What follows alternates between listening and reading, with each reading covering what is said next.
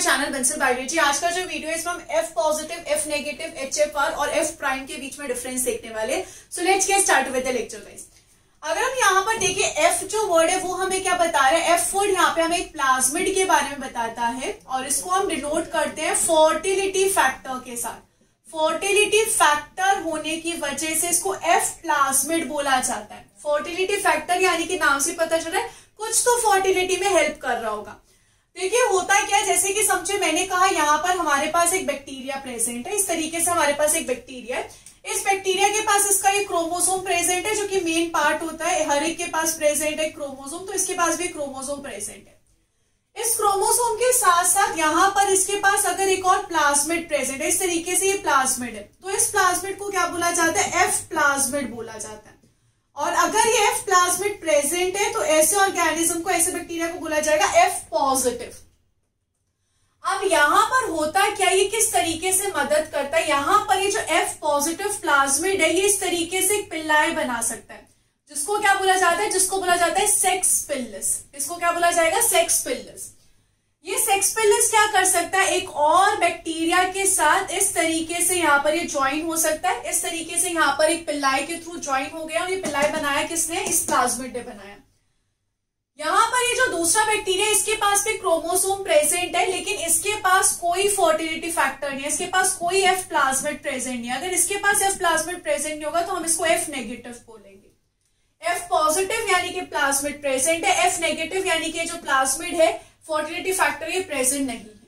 तो यहाँ पर ये हो गए दो तरीके के बैक्टीरिया। अब एचएफआर का मतलब क्या होता है, वंस अगेन हमारे पास इस तरीके से ये बैक्टीरिया प्रेजेंट है, वंस अगेन हमारे पास इस तरीके से प्रेजेंट है ये प्लाज्मिड। अब ये जो प्लाज्मिड है ये क्या हो चुका है, ये इंटीग्रेट हो चुका है क्रोमोसोम के साथ।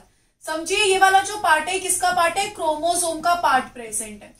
तो यहां पर अगर प्लाज्मिड जो है वो इंटीग्रेट हो चुका है क्रोमोसोम के साथ, तो ऐसी कंडीशन को हम यहाँ पे बोलते हैं एचएफआर, जिसमें क्या होता है, इन दोनों का इंटीग्रेशन हो चुका है, ये दोनों क्या आ चुके हैं, साथ में आ चुके हैं। एचएफआर का मतलब होता है high frequency recombination. High frequency recombination. सिर्फ इतनी सी बात है कि एफ पॉजिटिव के पास जो यहाँ पर क्रोमोसोम था और प्लाज्मिड था वो अलग अलग था। एचएफआर के पास क्रोमोसोम और प्लाज्मिड जो है वो इंटीग्रेट हो चुके हैं।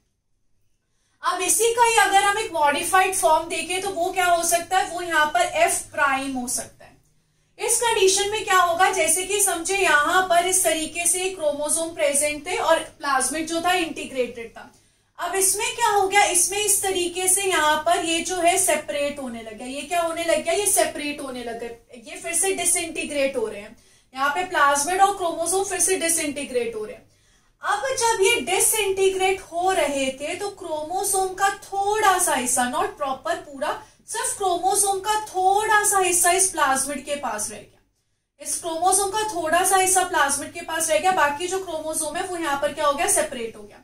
तो मैक्सिमम पार्ट ऑफ क्रोमोसोम जो है वो सेपरेट हो गया, लेकिन थोड़ा सा हिस्सा अभी भी क्रोमोसोम का रह गया, some part of the chromosome. तो ऐसे टाइप के हम यहाँ पे क्या बोलेंगे, ऐसे टाइप वालों को हम बोलेंगे एफ डैश प्लाज्मिड, जिसमें यहाँ पर क्या हो गया था, डिसइंटीग्रेशन हो गया था between the plasmid and the chromosome, but some part chromosome का रह गया प्लाज्मिड पे, तो इसको हम बोलेंगे एफ प्राइम। तो ये चार डिफरेंस होते हैं। एफ पॉजिटिव यानी कि यहाँ पे प्लाज्मिड प्रेजेंट है, एफ नेगेटिव यानी कि यहाँ पे प्लाज्मिड प्रेजेंट नहीं है, एचएफआर यानी कि क्रोमोसोम प्लाज्मिड साथ में आ चुके हैं, इंटीग्रेट हो चुके हैं, और लास्ट एफ डैश मतलब यहाँ पर क्रोमोसोम पहले था साथ में लेकिन वो अब डिसइंटीग्रेट हो चुका है, क्रोमोसोम अलग हो चुका है, लेकिन उस क्रोमोसोम का थोड़ा सा हिस्सा इस प्लाज्मिड के पास रह गया, जिसको अब हम एफ प्राइम बोल रहे हैं। तो इस तरीके से यहाँ पर ये कंडीशन होती है। सो आई होप गाइस ये वीडियो आपको अच्छे से समझ में आ गया होगा। इसके बारे में अगर आपको इन डिटेल में पढ़ना है तो मैंने टॉपिक कॉन्जुगेशन ऑलरेडी मेरे चैनल पे अपलोड किया हुआ है, जिसका लिंक आपको दिख जाएगा डिस्क्रिप्शन बॉक्स में।